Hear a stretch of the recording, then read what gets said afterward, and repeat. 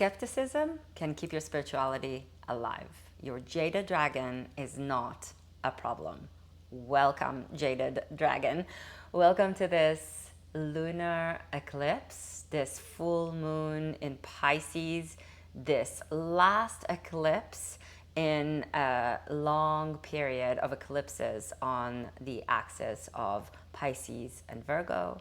Welcome to Mama Mandala. I'm Hagar. I'm so glad to have this moment with you to dive into an exploration, an archetypal alchemy process with these aspects of ourselves that come to life and receive a bit of a shake up, transformation, transmutation process if we choose to let it happen in an intentional way and interact with the forces of the universe around us. And as I always say, I am not a believer, so I'm kind of like the antichrist of the Pisces archetype.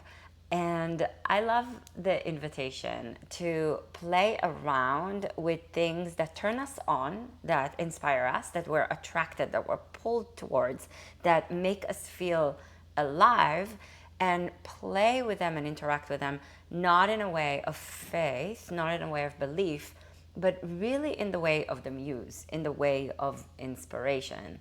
So if you are not an astrology person, and if you are, like me, a little bit more of a spiritual atheist kind of a being in this world, it's quite okay.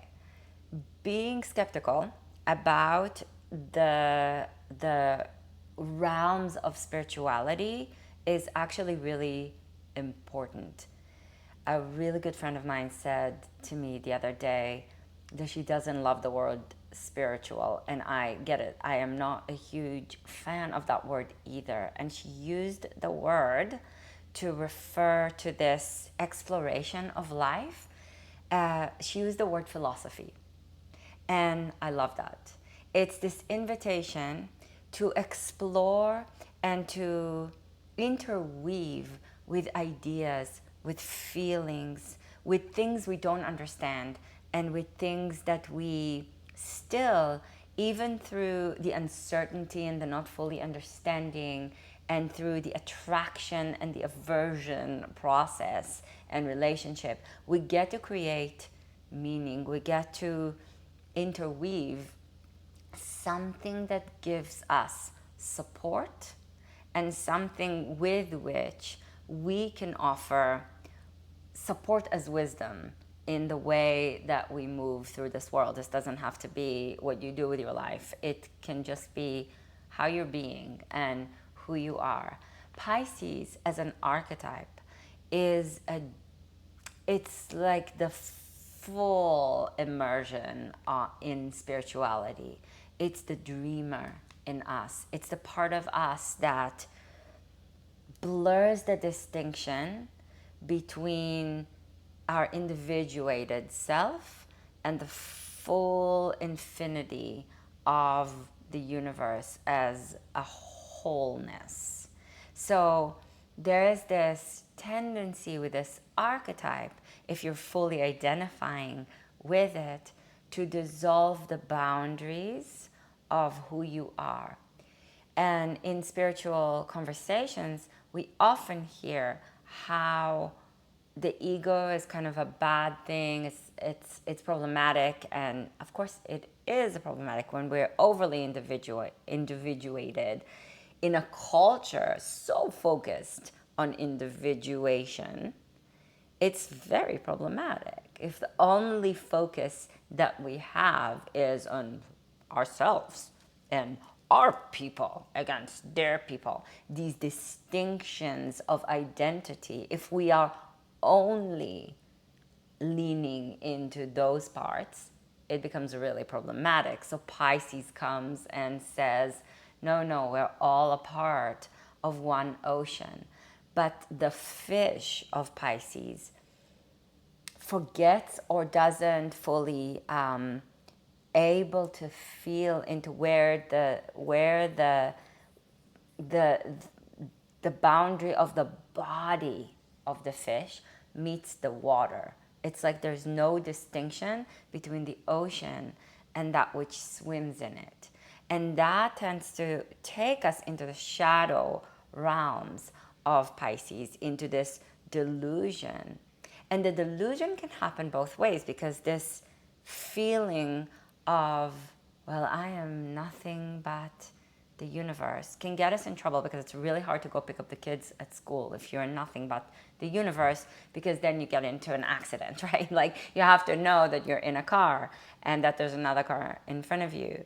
And you have to keep in mind a lot of things. And the mind is really important, because through it we get to organize ourselves as a human being at this time, in this moment, as problematic as it is, right? The beauty of this archetype is that it invites us to remember that we're part of something greater. And that this greater thing that we're a part of is also not separate from us. So there's this immersion in interconnection. And there's this submerging in the deep oceanic waters of belonging. So deep in belonging that there is no differentiation. So then we want to start to be, I want to say, careful of noticing where we're losing our ability to differentiate and discern and understand distinctions, and where we get too overly identified with the individuation, with the distinction, with the separateness. And it's really beautiful.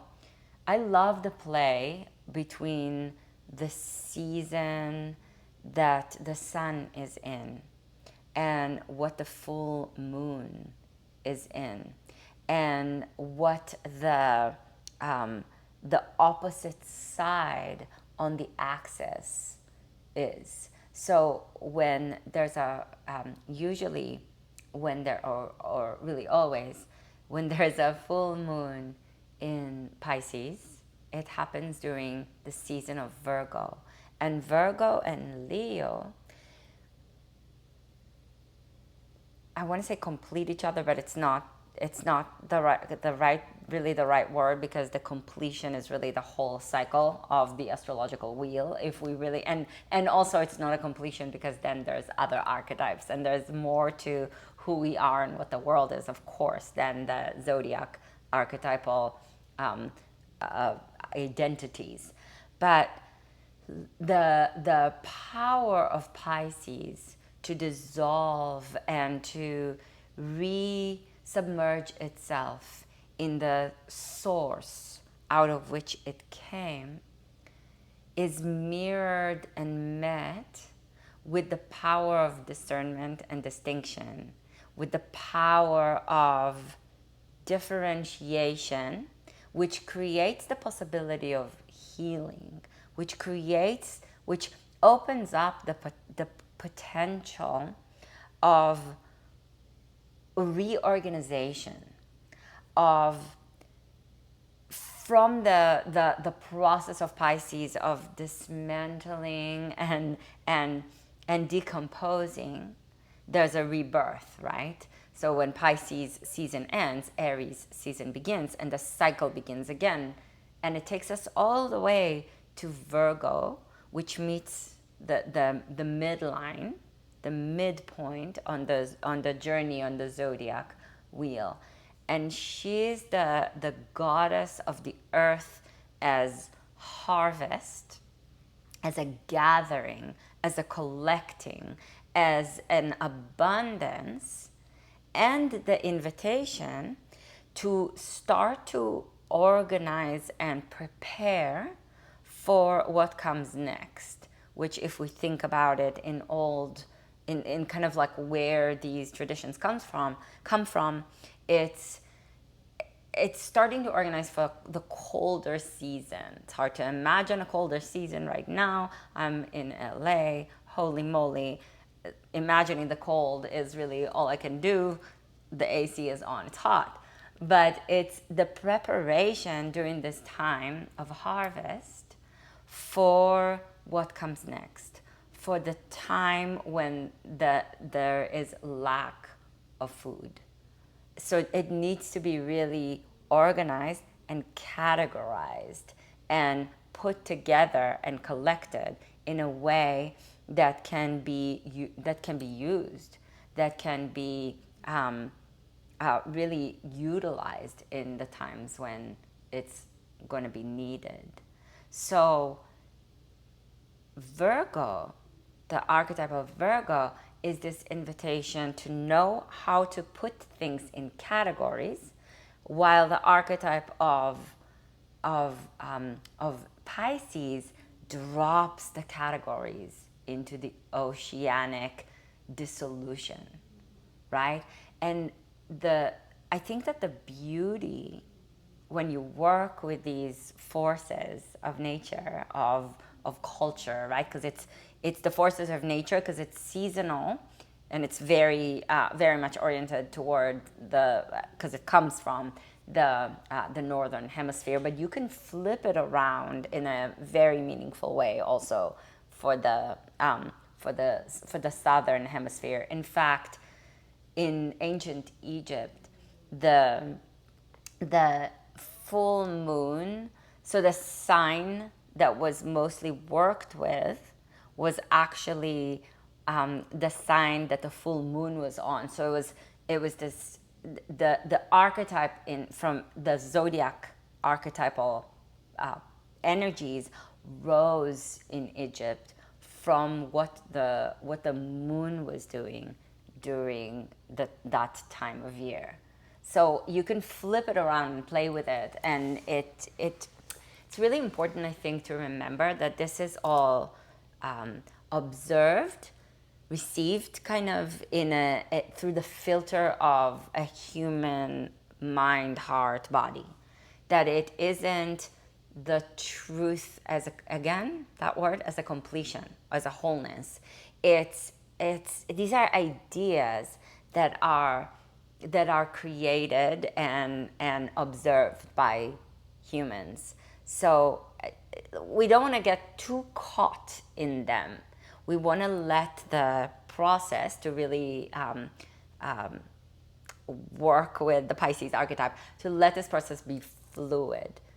So we want really what I'm hearing myself say that, and I'm realizing we want to do the fluid thing. We want to do the don't get too caught in distinction thing. Get yourself in that ability to dissolve in order to reformulate of Pisces, and the Virgo part that then goes, but it's really helpful to have archetypes. It's really helpful to understand that there's a distinction between a Pisces and a Virgo, right? And that what comes from the season and how it plays out in our mind, how it plays out in our lives. So it's eclipse time, and that tells us that there's a shadowy realm that interweaves itself into this moment, and it's an invitation to work with it rather than dissolve it, right? So the shadow, ooh, I got thirsty for a second. And you have a sip of something too while we're at it. So this is your friendly reminder to have some water, to have some liquid. The shadow of the eclipse is not something to avoid or let our fears kind of overtake us. The shadow of the eclipse is an opportunity to see things in a different way. So eclipses are these opportunities, if again, not from a belief place, but as why not work with an energy that invites us to do something if we can, right? It's a shake-up time.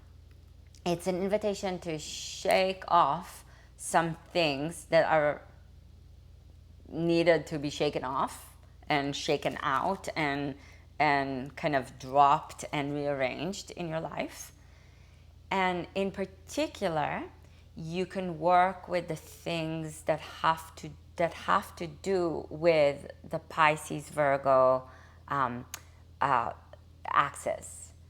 So it's the season of the harvest and the organizing. I always think during this season, I can't not think about it. I think about that story about the ant and the cricket, and how the ant is always she's working during this time and organizing for the difficult times to come, and how the cricket is playing music and enjoying this time.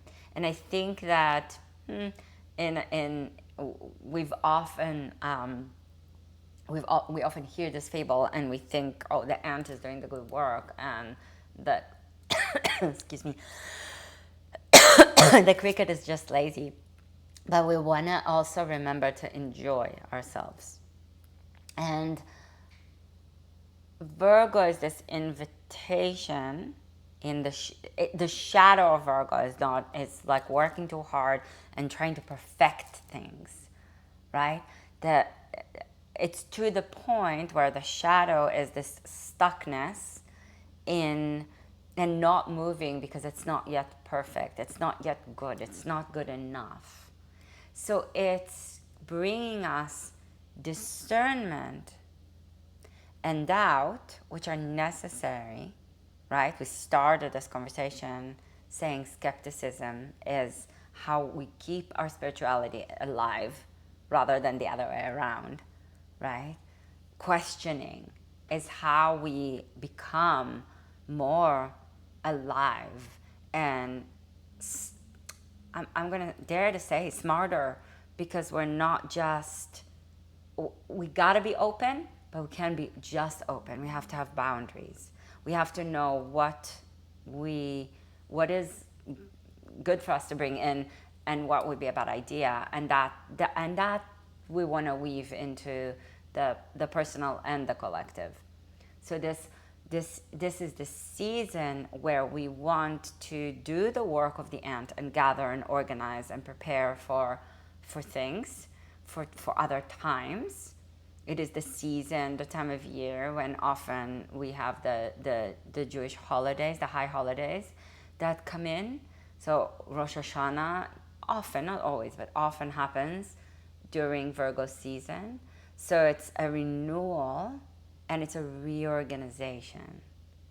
And then the Pisces full moon invites us into this dreamy, intuitive, deeply connected to realms that are unseen, and it's the generative power of the fluidity between realms, between the seen and the unseen, within the liminality.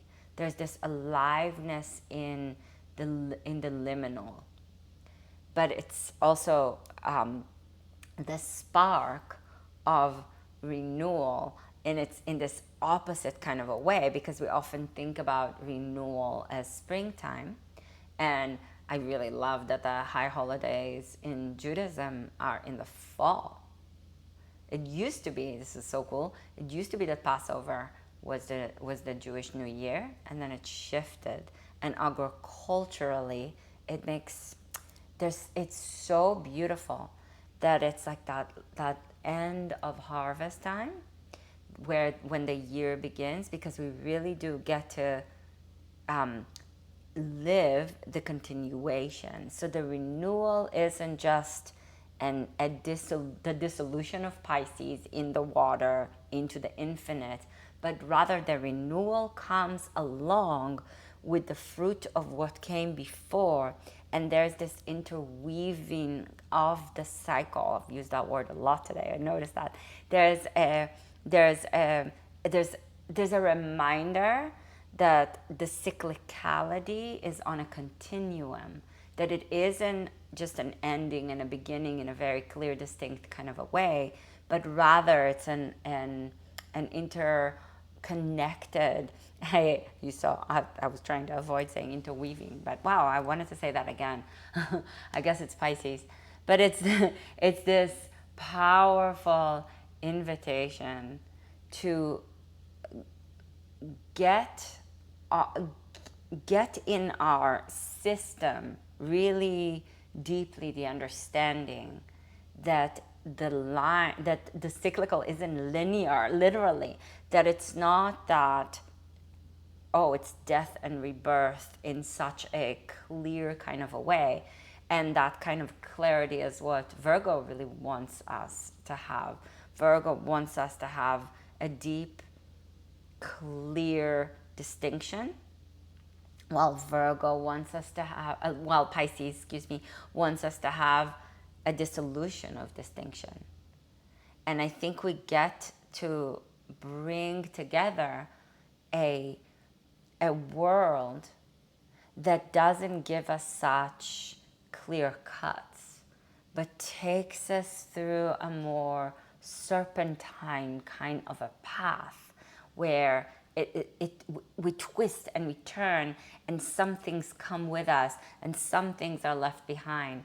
And this is what's really beautiful about eclipses, is that it gives us this doorway within which we get to leave some things and open up to something more.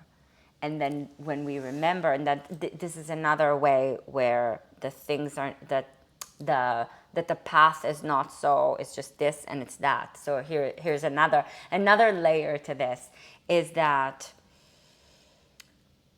this is the last eclipse, as I've mentioned already, in the Pisces Virgo axis. But into this Pisces Virgo axis, we've started to play around with the next axis, which is Leo and Aquarius. So this eclipse season began with a solar eclipse and a new moon in Leo. And Leo is this celebration of the self as a distinct being. Leo is your authenticity as an individuated self. And it's the part of you that loves the stage. And even for those of us who are not necessarily loving the stage, it's this part of us that attunes to the part of us that does love the stage. So in a way, in a flipazoid kind of a world, if you identify as a shy person, as someone who doesn't love to be in front of an audience, so you're like, oh yeah, I'm not really identifying with the Leo part of me, that's very hidden, then the hiddenness of your Leo and your shyness is the part of you that is on display. And so that's in some way the Leo archetype at play. Does that make sense? I just love flipping things around like that. So this lunar cycle began with the Leo archetype and with an eclipse in this part of ourselves. So what came into view, what was hidden, and the sun was eclipsed, right? And the sun is also like the part of the self that is on display. So the sun and Leo are deeply connected. It's like the relationship is very clear, this golden radiance and this ability to say, hey, I'm here and this is who I am. And then you have that began this lunar cycle, and now we're hitting the peak of the cycle in this lunar eclipse in Pisces, in this dissolution of distinction, in this merging of the self with the universe, with the vastness. But is it a merging? So Virgo wants to ask you that. Virgo wants to bring in doubt in a really important, healthy kind of a way. Virgo wants to say, well, is Are your distinctions dissolving? Is the self the most important part? How is the self and the oceanic vastness of the unconscious relating to one another? How is the collective unconscious that is now shadowed by, in a way, the self, because the earth is shadowing the moon for this lunar eclipse from the light of the sun? How is that coming into being? And how can we organize and create vessels and put things on a shelf in a way, create containers in a way that supports the process that we're on, that supports the journey that we're on, that supports us as beings in this world right now at a time that is not easy, to say the least. And how do we, because Virgo is very oriented towards service, so we're in Virgo season, we're bringing another, right, we're bringing that layer of the season that we're in into the conversation. How do we turn this process of understanding in the most authentic and real way ourselves as distinct individuated beings within a universe that is infinite and out of which we come and into which we dissolve no matter what? How do we bring this into conversation with a time that invites us to put things together and create compartments for organization into service, into something that is for more than us? It invites us in a way to layer ourselves, this eclipse, this time, to layer ourselves, not in a way of hierarchy. So I want us to drop a little bit, or drop a lot of it, or drop completely this idea that the individuated part of you is the most important, or that the universe part of you is the most important. We want to live in a way that all is important, where we're taking that which is sometimes thought of as hierarchical, and we're placing it on its side, and we're turning toward a more horizontal kind of an approach to it. I really feel, I was sitting with this before I recorded. My philosophy teacher, Douglas Brooks, very often talks about or mentions this saying, and I feel like it aligns really beautifully with this eclipse and with this eclipse season and with this season. It's, I'm not you, I'm something like you, and I'm nothing but you. And so we have the Leo that says, I am me, I'm not you.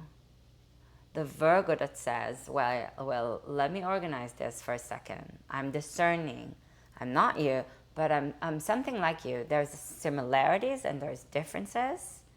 And we want to be able to differentiate and distinct and understand and learn and do it in a way when we realize I'm something like you. You're not just an individual in the world, and that's what matters. You're also part of society. You understand that there's another, and that the other is just as important as you are, right? Which it seems like some people in this world have forgotten. And I'm nothing but you is not the goal. It's not, oh, let me get past I'm not like you. Let me get past Leo. Let me get past I'm something like you. Let me get past, like, even deeper and further than Virgo. And let me get to I'm nothing but you. It's not that. I'm nothing but you is the remembrance that we are of each other. That no one's free until everyone's free. That if I hurt you, I hurt myself. And in reality, we're also going to cause harm whether we like it or not. So we're not trying to be saints. We're not trying to be Janes, right? We're not trying to completely dissolve our ability to live in the world, because if we are to completely not make harm, you can't really, you're walking on the earth and there's some harm done. And also you're walking on the earth and you're part of an ecosystem. And so your shoes may be carrying seeds and they end up randomly finding a place, and and you may not know how you are a part of a recreation and a reorganization. So the beauty is in the ability to live with the three, to not make them hierarchical, but to find here's that word again, interweaving, to find a way that we are not each other, something like each other, and nothing but each other at the same time. There's a simultaneity to it rather than a process with a goal and an end game. And those three, I feel, and I invite you to play with it in your life, are a deep invitation for this eclipse. To look at the shadow of each, to look at the gift of each, to see how and where that which has a gift also has a shadow. So the thing that you're like, oh, that's the best thing, has something in it that you want to be mindful of, you want to be careful of. It could get you in trouble, can get other people in trouble. And the thing that is the problematic also has in it threads of light, threads of support and help that you can weave into your life and into the lives of others. So I'm not you, I'm something like you, I'm nothing but you, is an invitation to see how and where each of these have a place, a time, a light, a shadow, and that they're never separate from each other, and yet they are distinct. So I hope that this eclipse gives us an opportunity, and that we receive the opportunity, if that's helpful for us in our lives, to see what's done and to shake it off and to let it drop into the ocean and dissolve in the waves, so that we can rearrange, so that we can bring ourselves into a process of renewal within a time that begins a process of dissolution, so that we can see ourselves more clearly through the way that an eclipse makes us not see something. It hides the source of light. And sometimes when the source of light is hidden, we're able to see more deeply in. And they say that this eclipse, because it's the last one in this long series, right, of eclipses, which, as we've said, has started to play around also with this other axis. So it gives us this, my body wants to do this, right, and wants to dance. It moves us into this play between the layers of our being, because one axis is not the only axis, right? Like the whole is the whole circle, and then I'm just going to drop another symbol on us so that we can play with it. It's the circle. So the whole is not just the axis, it's the entire circle. It's the Ouroboros. But the Ouroboros is not just a circle, it's a serpent with its tail and its mouth. So sometimes when this Ouroboros needs to go somewhere, it takes the tail out of the mouth and it slithers on the ground and it moves in this twisty, turning kind of a way until it's time for it to put its tail in its mouth again and remember the cyclicality. So there's a lot of layers to our being, a lot of parts and aspects to who we are. And I think that in the oceanic vastness of Pisces, we tend to lean into the process of dissolving those distinctions and kind of collapsing it and releasing it, and that's important. And it's on the axis of Virgo, so it invites us to differentiate at the same time and find more layers and more distinctions and more aspects and more metaphors and more symbols that can help us when we need them. They're there.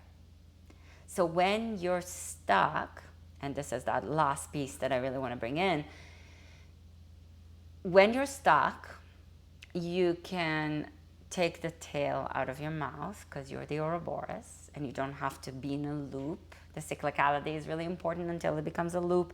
And when it's a loop and you feel like you can't get out of it, spit the tail out of your mouth. You got this. And this eclipse is an opportunity to do that with something perhaps major in your life that you've been working with and working on and working through since this series of eclipses started in September 2024. Can you identify something? Can you see something that you've been working with on this axis and on this journey, on this tipping in between the realms and the axes, that it's fucking time to let go of, that you are now done with? You're closing the door on it so that the portal to the new can really be walked through. Maybe you've been in this portal for 2 years and you're fucking done. I know I am with certain things. I am fucking done. Are you fucking done? This is the eclipse for us to fucking done it. To be done and to move on and to move through and to break out and to shatter and to re-emerge anew. Good luck. Let me know in the comments what speaks to you, if you have the courage and the kind of like the chutzpah inside of you right now to share what you're actually working with. Oh my goodness, I would love to read it. I would love to know, what are you dropping? What are you fucking done with? What are you closing the door on so that you can re-emerge anew?